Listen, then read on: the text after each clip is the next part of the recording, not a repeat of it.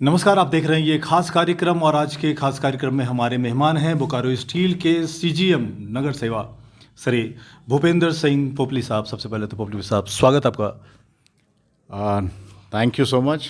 आपको नमस्कार और आपका भी बहुत बहुत स्वागत है यहाँ पे। पोपली साहब 33 साल का आपका सर्विस है, आपने एमटीटी से शुरू की थी और अब आप 33 साल की सेवा बोकारो स्टील को दे चुके हैं। जो सफ़र है अब तक का, अगर रिकैप अगर हम जानना चाहें तो कैसा सफ़र रहा है ये 33 सालों का? मेरे को लगता है कि बहुत ही बेहतरीन सफ़र रहा और इस शहर ने रियली बहुत कुछ दिया। मैं तो दिल्ली से आता हूँ और पहले 5 साल डेफिनेटली थोड़ा लगता था कि कहाँ आ गए, बोकारो जैसी जगह में, छोटी जगह थी दिल्ली के हिसाब से कंपेयर करते थे। लेकिन बाद में जब हमको 5 इयर्स में जब पता लगने सोचे तो हमको लगा कि इससे बेटर कोई शहर हो नहीं सकता क्योंकि दिल्ली में बहुत ट्रैफिक था, पोल्यूशन था और यहाँ पे बहुत ग्रीनरी थी। अगर आप उन दिनों को रिकॉल करेंगे तो बहुत फ्रीक्वेंटली बारिश होती थी। अप्रैल ऑनवर्ड्स हर दूसरे तीसरे दिन जहाँ थोड़ी सी गर्मी पड़ी बारिश हो जाती थी। और एक यहाँ जो एक माहौल था, एक भाईचारे का, जो एक family, we were a big unit, big family. तो जो जो हमारे पास टाइम था बच्चों को देने के लिए और अपने फ्रेंड सर्कल में बिताने के लिए, तो दैट वाज अ वेरी, वो बहुत ही मतलब वो चीज़ सब जगह मिलना बहुत मुश्किल है। तो वो प्यार और अपनापन यहाँ पे मिला। पोपली साहब, एज ए सीजीएम आप नगर सेवा में हैं, बहुत सारे मुद्दे हैं और गंभीर विषय भी होगा, हम जरूर उठाएंगे उसको, लेकिन आप एक रंगकर्मी भी हैं, आप एक कलाकार भी रहे हैं, तो ज़रा उस सफ़र के बारे में बताइए, फिर हम आएंगे गंभीर सवालों पर। देखिए, हमारा थोड़ा सा ये था कि मैं ये तो नहीं बोलूँगा, लेकिन मेरा ये था कि हम किसी भी चीज़ को एक अपना लेते हैं कि चलो भाई ये भी करके देखते हैं, वो भी करके देखते हैं। तो मेरा स्पोर्ट्स में ज़्यादा रुचि थी, शुरू से ही स्पोर्ट्स में रुचि रही है, कोई भी स्पोर्ट्स अपना खेलना है। और यहाँ आने के बाद तो शुरू शुरू में हम लोग नाटक वाटक में भी पार्टिसिपेट किए, नुक्कड़ नाटक होते थे और वो सब उसमें भी पार्टिसिपेट किए। और उसके बाद जो हम लोग हैं, हम लोग इसमें जो है स्पोर्ट्स मेरा ऑलवेज़ एक ये रहा है फेवरेट। तो यहाँ पे बहुत मौका मिला शुरू शुरू में बिलियर्ड्स खेलने का, टेनिस और स्विमिंग। ये 2-3 चीज़ें मैंने बहुत रेगुलरली फॉलो की। और यहाँ पे एक ग्रुप, अच्छा ग्रुप बना जिसके चलते हम ट्रैकिंग पे गए। हमने बहुत सारे ट्रैकिंग एक्सपीडिशंस किए, जो वो बोकारो की देन है। बोकारो में एक आरोही करके क्लब चलता था, फिर हमने अपना एक क्लब बनाया, बोकारो स्टील एडवेंचर क्लब। उसके तहत हम लोग नेपाल जनरली जाते थे, high altitude tracks. So much so कि हम माउंट एवरेस्ट बेस कैंप पे भी गए हैं, जो ट्रैकिंग में जो सबसे डिफ़िकल्ट माना जाता है, that is mount Everest base camp. In the year 2000 हम उसमें गए हैं। हमने एक कोस्टल इंडिया मोबाइक एक्सपीडिशन किया, 9,000 kilometres, it was more than 9,000 kilometres, 30 days में हमने किया, बोकारो से पूरा कोस्टल इंडिया जाके वापस Bokaro. And that time in the year 1990। और अब से 32 साल पहले। आज से 32 साल पहले जस्ट ज्वाइन किए थे, ट्रेनिंग ख़त्म भी नहीं हुई थी, जस्ट ख़त्म होने वाली थी। और क्योंकि यहाँ पे ये माहौल था कि आपको एंकरेज करती थी मैनेजमेंट ये सब चीज़ें करने के लिए, ऑफिशियल छुट्टी मिलती थी, तो उसमें हम लोग गए थे। और अभी एक वही एक वाकया याद आ रहा है, हम लोग के पास उस टाइम वो 100 सीसी की सारी मोटरसाइकिल्स निकली थी, तो हमारे पास यामा था। एक ऑस्ट्रेलियन कपल हमको वहाँ मिला गोवा में, उसके पास वो सुजुकी 1000 सीसी टाइप की कोई बाइक थी तो उससे जब बात हुई तो बोला, अच्छा आप इतना दूर से आ रहे हैं इस मोपेड पे तो मतलब उसके लिए वो मोपेड थी, हमारे लिए तो उस टाइम वो state of the art motorcycle थी, बिकॉज उससे पहले इंडिया में कुछ ऐसा था नहीं। तो इस टाइप का रहा सफ़र। पोपली साहब, आप स्पोर्ट्स की बात कर रहे थे और आप चेयरमैन भी हैं ग्लोबल एक्टिव पार्टनर, जो सिटी है हमारा ग्लोबल सिटी जो है वो एक्टिव पार्टनर भी है, आप चेयरमैन भी हैं। क्या कुछ फ्यूचर प्लान्स हैं बोकारो को लेकर के? देखिए, बेसिकली अगर आप देखेंगे तो 2022 में हमारा कंपनी का टैगलाइन था एक्टिव बोकारो हेल्दी बोकारो। और उसी से फिर वो ग्लोबल एक्टिव सिटी में भी, क्योंकि हम लोग को एक पार्टनर सिटी का दर्जा मिला हुआ था और उसको full fledged global active city का दर्जा लेने का बात था, तो मैनेजमेंट में वो रिस्पॉन्सिबिलिटी मेरे ऊपर दी as a chairman of that active city committee. उसमें हमने मेन है कि हमको सारे लोग जितने भी सिटीजन्स हैं आपके बोकारो को, उनको एक एक्टिव माहौल देना है, एक्टिव बनाना है उनको। उसके तहत बहुत सारी एक्टिविटीज़ चल रही हैं। तो उसमें जैसे हमने स्टार्ट किया कि 30 फील्ड बनाए गए शहर में कि उसमें लोग अपना वॉकिंग करें, जॉगिंग करें, चाहे कोई बैडमिंटन कहीं है, कहीं बास्केटबॉल है, कहीं क्रिकेट पिच है, अलग अलग चीज़ें एक घर के बगल में हर जगह रहेगा। फिर हमने उसमें एक योगा का सेशन करवाया था जिसमें एक इंटरनेशनल योगा गुरु हैं गुड़गांव से आए थे। एक साइकिलिंग रैली कराई to promote cycling among citizens. Activity चलता रहा। वो एक्टिविटीज़ हमारी चलती रही। उसके बाद हमने एक हैप्पी स्ट्रीट ऑर्गेनाइज़ किया, that was also part of that, and एक हमने हाफ मैराथन किया है। अब ये half marathon will become an annual affair. बाकी अच्छा, एक हाफ मैराथन ही अगर हम करते हैं हर साल, तो मुझे लगता है अगर उसको सीरियसली कोई लोग, जितने भी उसको लोग ले लेंगे, तो वो हर पूरे साल तो उनको प्रैक्टिस करना है, तभी एक आदमी हाफ मैराथन दौड़ सकता है। और वो पूरा इंटरनेशनल स्टाइल में हाफ मैराथन हुआ था, अगर आपको ये मालूम होगा तो, जिसमें वो चिप लगा हुआ था, चिप से टाइमिंग होती है, टाइमिंग सर्टिफिकेट है which is valid anywhere in the country. तो बहुत एक प्रॉपर ये हुआ था। मतलब 365 दिन तक शहर वालों को एक्टिव रखना है फिजिकली। हाँ, बेसिकली वो है कि भाई आपको हर टाइप के लोग, बच्चे हों, बूढ़े हों, जवान हों, जैसे भी लोग हों, उनको फिज़िकली फ़िट रहना है। और हमारी एक उसी जो हमारी टीम है ग्लोबल एक्टिव सिटी की, उसमें से कुछ 4-5 लोग अलग अलग स्कूल्स में, आई थिंक करीब 20 एक स्कूल्स उन्होंने कवर किए हैं। वो जाके वहाँ पे लेक्चर देते थे ऑन पोस्चर के बारे में, एक्टिव एंड हेल्दी लाइफस्टाइल के बारे में।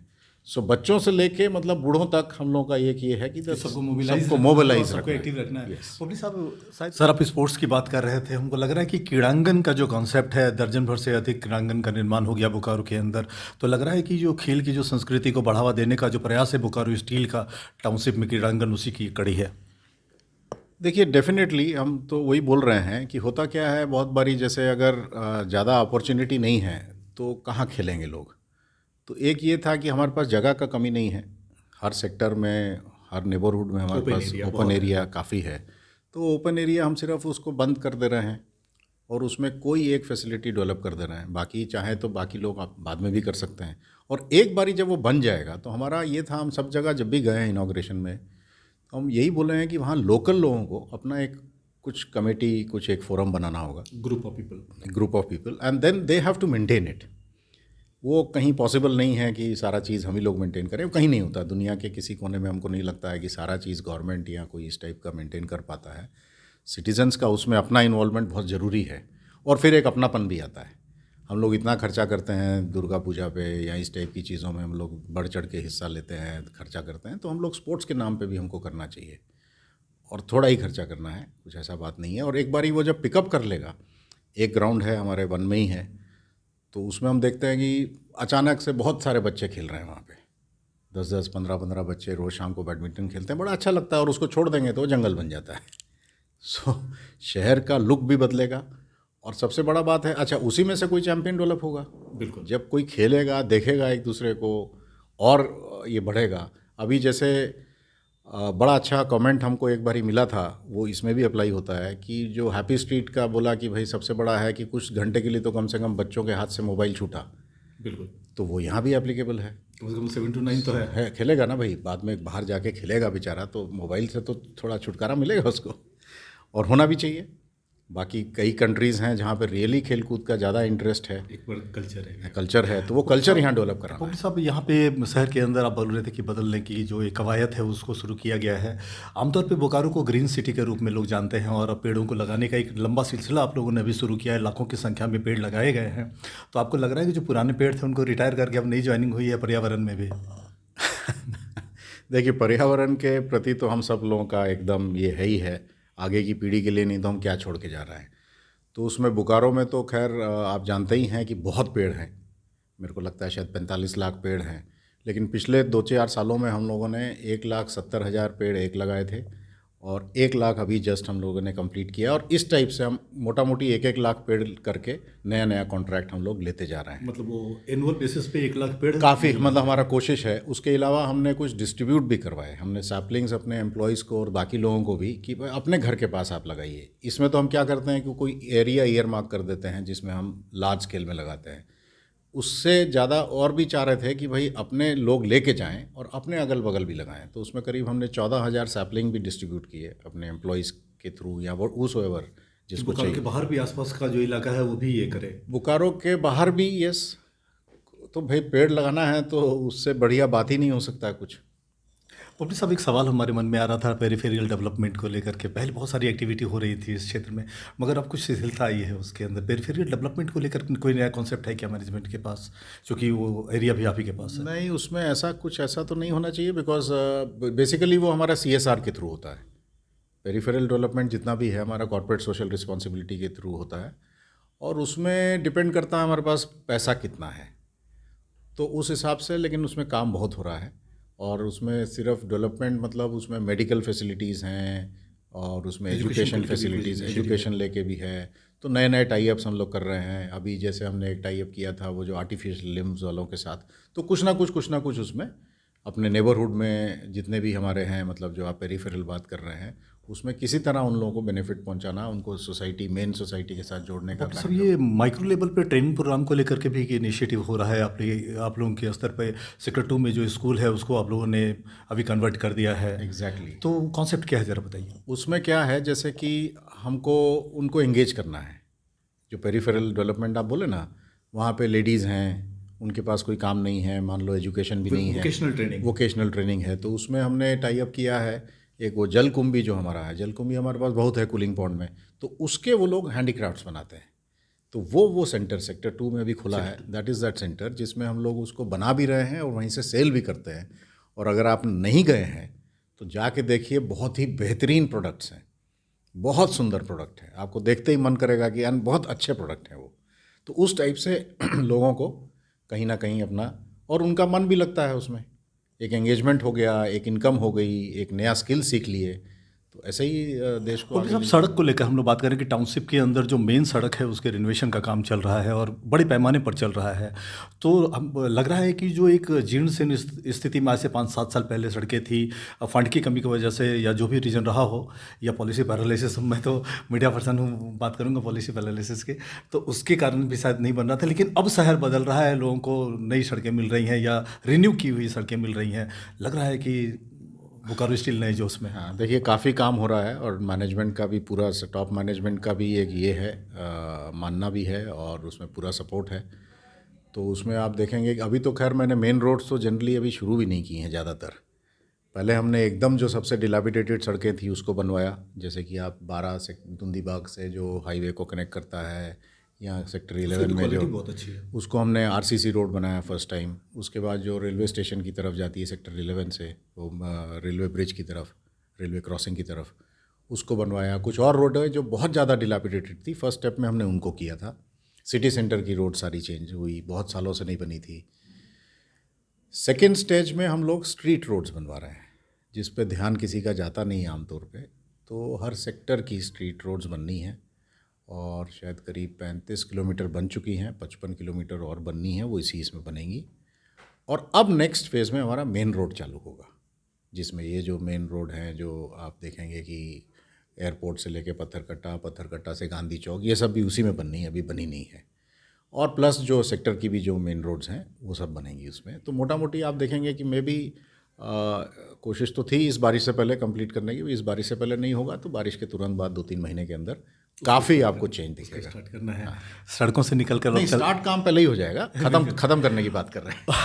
पब्लिक साहब, सड़कों से निकल के अब घरों पे चलते हैं। 37,000 से ज़्यादा आवास आपके पास है। सबसे पहले तो ये बता दीजिए, जो कंडीशन है क्वार्टर्स की, आप कितने सेटिस्फाइड हैं? इसके बाद हम स्पेसिफिक सवाल पर आएंगे। देखिए, क्वार्टर्स की कंडीशन रियली बहुत ख़राब है, इस थी, काफ़ी थी, और उसमें बहुत वॉर स्केल पे हम लोगों ने काम लिया है, क्योंकि काफ़ी सालों से काम नहीं हुआ था। अब वो जो रीज़न जो भी रहा हो, क्योंकि अगर छोटा मोटा काम होता रहे तो काफ़ी चीज़ें ठीक रहती हैं। और आप ये भी जानते हैं कि यहाँ पे मैक्सिमम जो क्वार्टर्स हैं उसमें छत पे जाने का प्रोविज़न नहीं है, वो सिर्फ मेंटेनेंस पर्पस से जाते हैं, जनरल यूसेज वाली छत नहीं है। उसके चलते क्या होता है कि बहुत सारी जगह में पेड़ वेड़ उग गए हैं पूरे, वो पीपल और गुलर वगैरह काफ़ी चीज़ उगाता वो है, ज़्यादा डैमेज कर रहा है। वो पूरा डैमेज करता है, उसके चलते सीपेज आ जाता है, और वो हो ही नहीं रहा था। मास्टर प्लान है क्या उसको लेकर? उसमें हम लोग क्या कर रहे हैं कि हमने पूरे सेक्टर्स का मेंटेनेंस अभी लेना शुरू किया है, in addition to the normal maintenance. जैसे फर्स्ट फेज़ में हमने 4A से 4D वो एंटायर एक्सटर्नल रिपेयर कंप्लीट कर दिया है। 360 ब्लॉक्स हैं, मे बी अराउंड 2000 क्वार्टर होंगे उसमें। सेकेंड फेज़ में हम लोग 4E से 4G ले रहे हैं, बड़े सेक्टर्स हैं। 4G नॉन एग्जीक्यूटिव्स के लिए एक बहुत बड़ा सेक्टर है, 4F एग्जीक्यूटिव्स का एक बहुत बड़ा सेक्टर है, तो उसको अब ले रहे हैं और ऐसे ग्रेजुअली एक एक करके लेते रहेंगे। नेक्स्ट हम लोग 9 के 2 नेबरहुड और 6 वो प्लान कर रहे हैं। उसमें करीब 519 ब्लॉक का हमने एक एस्टीमेट बनाया है अभी, 6,000 सवा 6,000 क्वार्टर्स हैं उसमें। तो एक एक करके स्लॉट वाइज हर साल हम लोग काफ़ी मेजर रिपेयर ले रहे हैं। और उसके अलावा जैसे जो हमारे जो रेगुलर मेंटेनेंस है उसमें भी हमने करीब करीब 350 क्वार्टर जो काफ़ी डिलापिडेटेड थे उनका पूरा एक्सटर्नल रिपेयर हमने किया है। और अभी एक नई पॉलिसी भी बनाई थी, शादी वाले घर में भी पहले सिर्फ इंटरनल का था, उसको हमने एक्सटेंड कर दिया स्कोप को, इंटरनल एंड एक्सटर्नल दोनों करते हैं। मतलब इंटरनल उस घर का हो गया और एक्सटर्नल पूरे ब्लॉक का हो गया, तो उसी बहाने एक एक ब्लॉक भी होते जा रहा है। तो करीब 70 ब्लॉक उसमें भी किए हैं, टेकअप किए हैं। तो ऐसे ही होगा, ओवरनाइट तो इतना बड़ा काम हो नहीं सकता। आप शादी जानते वाले हैं। घरों के कुछ कह रहे थे आप? नहीं, वही शादी घरों में क्या किया हमने कि जैसे कोई एप्लीकेशन देता है जब, और थोड़ा सा हमारे पास टाइम होना चाहिए, एकदम लास्ट मोमेंट पे तो आप जानते हैं सिविल का काम नहीं हो पाएगा, तो उसमें क्या करते हैं कि जिस घर में शादी है, मतलब किसी बच्चे की शादी है एम्प्लॉय के, तो उसका इंटरनल हम लोग पेंटिंग वेंटिंग कराते हैं और उस पूरे ब्लॉक का एक्सटर्नल पेंटिंग कराते हैं। तो उसमें भी हमने करीब करीब 70 ब्लॉक ऑलरेडी कर दिए हैं। सर, ये एक सवाल मेरे मन में ये आ रहा था कि जैसे सेक्टर 2 वाले जो स्कूल है उसको स्किल डेवलपमेंट सेंटर के रूप में, अभी सेक्टर 12 में जो स्कूल है बड़ा ये सेक्टर 12A वाला, उसको भी रिन्यू करके तैयार किया जा रहा है, कोई वेंचर आ रहा है वहाँ पे। मैं इस सवाल थोड़ा फ्लैशबैक में जाकर ये पूछना चाह रहा हूँ कि बहुत सारे institutionals application Bokaro steel management के पास पेंडिंग थे इन स्कूल्स को लेकर कि सोसाइटीज़ को या जो ट्रस्ट या जो पुराने स्कूल चल रहे हैं यहाँ पर उनको वो हैंडओवर किया जाए। तो क्या मैनेजमेंट उस अभी जो इनिशिएटिव ले रही है स्किल सेंटर के को लेकर के या दूसरे वेंचर्स को लेकर के, इन सबको ध्यान में रखकर ये पहले से तय था क्या? ये कारण था कि उन सब एप्लीकेशन पर विचार नहीं हुआ, कि हैंडओवर नहीं किया गया उन इंफ्रास्ट्रक्चर को किसी और सोसाइटी को, किसी और स्कूल्स को, कि मैनेजमेंट खुद से ही यूज़ करे ऐसे इंफ्रास्ट्रक्चर को? नहीं, वैसा नहीं था ऐसा। अभी तो हमने बेसिकली 4 स्कूल्स का मेंटेनेंस टेकअप किया था। वही मैं क्या हमको लगा कि 4 स्कूल्स में हमारे जितने बच्चे हैं वो एकोमोडेट हम लोग कर लेंगे उसको। लेकिन अभी एक ख्याल आ रहा है कि हम लोग किसी के साथ कोई मॉडल हम लोग देखेंगे जिसमें किसी दूसरे स्कूल, मतलब स्कूल जो एजुकेशन इंस्टीट्यूट्स के साथ हम लोग टाई अप करेंगे and they will take care of our schools. मतलब हमारे बच्चों का वो पढ़ाएंगे और बाकी अपना भी स्कूल चलाएंगे, चाहे डीएवी हो, डीपीएस हो, जो भी हो। अभी उसमें कुछ ऐसा नहीं कर रहे हैं कि इस तरह के इसमें विचार चल रहा है। हमारा ये एजुकेशन डिपार्टमेंट देखता है, एचआरडी के अंडर आता है, लेकिन इसमें विचार चल रहा है। बोकारो को लेकर के जब हम लोग शुरू में आपसे बातचीत शुरू की, अभी तो आपने तारीफ़ की कि एक रहने के लायक एक बेहतरीन शहर है बोकारो। तो ज़रा 3 प्लस पॉइंट बता दीजिए कि इस शहर का 3 plus point as a executive, as a CGM आपने क्या पाया? देखिए, जो मैंने बताया, एक मिनी इंडिया को छोड़कर आप कह रहे थे अभी। देखिए, जो मैंने आपको बताया पहले कि सबसे बड़ा बात कि यहाँ पे जो स्कूलिंग था वो बहुत बेहतरीन था। जब हम लोग यहाँ ज्वाइन किए, जिस साल हम लोग पास आउट किए थे अपने स्कूल को और इंजीनियरिंग के लिए, जब हम लोग ये ट्राई कर रहे थे, उन दिनों में जनरली आईआईटी टॉपर वगैरह भिलाई से, बोकारो से आते थे। तो एजुकेशन जो है, एजुकेशन एक बहुत बड़ा एक प्लस पॉइंट है। आपको जान के खुशी होगी, आप जानते भी होंगे कि हमारे बहुत सारे ऐसे लोग हैं जो खलासी मान लो ज्वाइन किए होंगे। खलासी बोलने का मतलब है कि probably they were not educated, उनके बच्चे इंजीनियर, डॉक्टर बन के, आईएएस आईपीएस बन के आज देशों विदेशों में सब जगह फैले हुए हैं। तो उस टाइप का यहाँ से एक ये गया है। इतने नामी स्कूल हैं आज की डेट में बोकारो में, तो Bokaro is a very big education centre. दूसरा ये है कि यहाँ पे टाइम बहुत मिल जाता है, क्योंकि आपका कम्यूटिंग टाइम बचता है। आप किसी बड़े शहर में रहते हैं तो आपका कम्यूटिंग टाइम क्योंकि बहुत ज़्यादा चला जाता है, तो वो टाइम आपका बचता है, तो आप उस टाइम को बच्चों को डिवोट कर सकते हैं, आप अपने फ्रेंड्स के साथ डिवोट कर सकते हैं। तो ये जो 2-3, और यहाँ की ग्रीनरी, पॉल्यूशन नहीं है, ग्रीनरी है, ये दो तीन चीज़ें जो हैं इस शहर की रियली काबिल तारीफ़ हैं। पुलिस साहब, मुझे वाइंड अप करना है, मैं आखिरी सवाल ले रहा हूँ। वो सवाल ये है कि शहर के अंदर एक परेशानी अभी भी है। लोग उम्मीद कर रहे हैं कि आपकी टीम है, जो डीआई अभी आए हैं वो भी काफ़ी एनर्जेटिक हैं, कोई पॉलिसी डिसीजन हो सकता है। मैं बात कर रहा हूँ झोपड़पट्टी और खटाल को लेकर। कोई मास्टर प्लान है क्या इरेडिकेशन को लेकर के, क्या करेंगे? आपके लाख कोशिश करने के बावजूद और हर तरह की सुविधाएं देने के बावजूद ये एक अभिशाप तो बोकारो स्टील सिटी के साथ जुड़ा हुआ है। कोई मास्टर प्लान है ये क्या? डेफिनेटली आपका कहना बिल्कुल ठीक है, और हम लोग का प्रयास तो जारी है और हम लोग चाहेंगे। अब इसमें हमको लगता है कि थोड़ा थोड़ा सा हाईएस्ट लेवल पे हमको इसका सपोर्ट लेने के लिए हम लोग को जाना पड़ेगा। हाईकोर्ट ने भी क्लियर किया, कई बार डायरेक्टिव आया, समस्या एजुकेशन को लेकर के होता है, एजुकेट नहीं हो पाता है, तो उसको लेकर क्या करेंगे? नहीं, वही मैंने बोला कि भाई जैसे अब उसमें तो हमको जब तक गवर्नमेंट का सपोर्ट नहीं मिलेगा तो वो हो नहीं पाएगा, जिसमें हमको हमारा स्टेट कोर्ट के थ्रू नोटिसेस निकलते हैं, लेकिन उसमें magistrate and police force deploy करना पड़ता है। तो उसमें हमको थोड़ा सा गवर्नमेंट से हमको सपोर्ट चाहिए। और सर, हम लगातार बात कर रहे हैं शहर के डेवलपमेंट को लेके, यहाँ की ग्रीनरी को लेकर के, तो शहर रोशन भी तो हो रहा है। तो जो आपके स्ट्रीट लाइट्स हैं या जो स्मार्ट लाइट्स का जो कॉन्सेप्ट है, ये आप लोगों ने शुरू किया है, आइडिया कहाँ से? ये तो एक्चुअली एक दिन मैं ज्वाइन ही किया था, उसके एक आध महीने बाद मेरे को कोविड भी हो गया, और कोविड एक डेढ़ महीना रहा, काफ़ी सीरियस था। उसके बाद हम एक दिन रात में गए थे किसी के यहाँ, तो देखे कि वो पूरे स्ट्रेच पे कहीं लाइट ही नहीं थी। और मेरी वाइफ जो है वो बोकारो की बॉर्न एंड ब्रॉट अप है, तो धीरे से कमेंट की कि अरे ऐसा तो कभी हमने देखा ही नहीं बोकारो। अंधेरा। और मेरे को तो एक ही महीना हुआ था यहाँ आए हुए, बट उस दिन हम लोग बोला कि नहीं भाई ये सब करना है।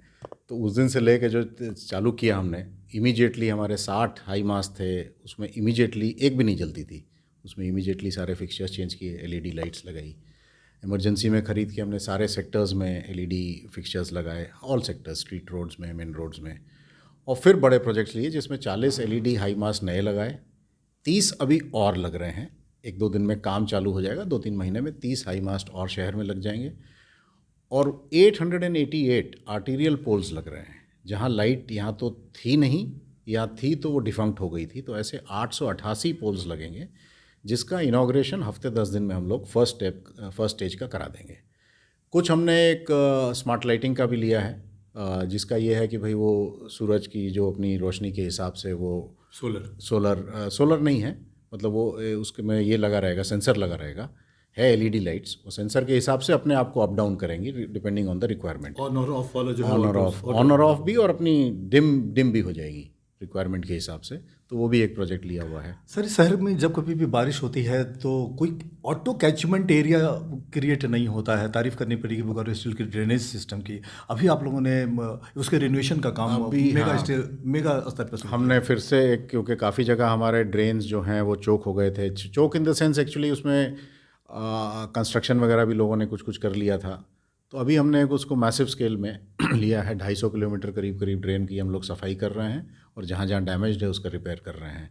इसके पहले आप देखे होंगे वो CZ गेट के पास जो हमारा है, वहाँ पूरा पानी पूरा तो उसको अप करके बनाया गया। उसको हमने वो भी करा दिया, और उसका जो नीचे जो प्रॉब्लम था, वो पूरी पाइपलाइन वो चोक थी, उसको पूरा हमने मशीन से पूरा ठीक करा के उसको साफ़ कर दिया। वहाँ पानी जमा नहीं होगा, वो ड्रेन आउट हो जाता है। सर, वो एक और एलिमेंट छूट जा रहा है बोकारो स्टील के अंदर, जवाहरलाल नेहरू जैविक उद्यान को लेकर के एक आकर्षण का केंद्र है। जब कोई बाहर से लोग आते हैं तो जगन्नाथ मंदिर है, जैविक उद्यान है, लोग घूमने के लिए जाते हैं वहाँ पर। तो क्या कुछ नया होने वाला है जैविक उद्यान में? देखिए, थोड़ा हम लोग लगे हुए हैं उसमें। हमारे पास ये था कि हमारे पास लेपर्ड्स जो हैं वो 5 लेपर्ड्स हैं, लेकिन सारे फीमेल्स हैं।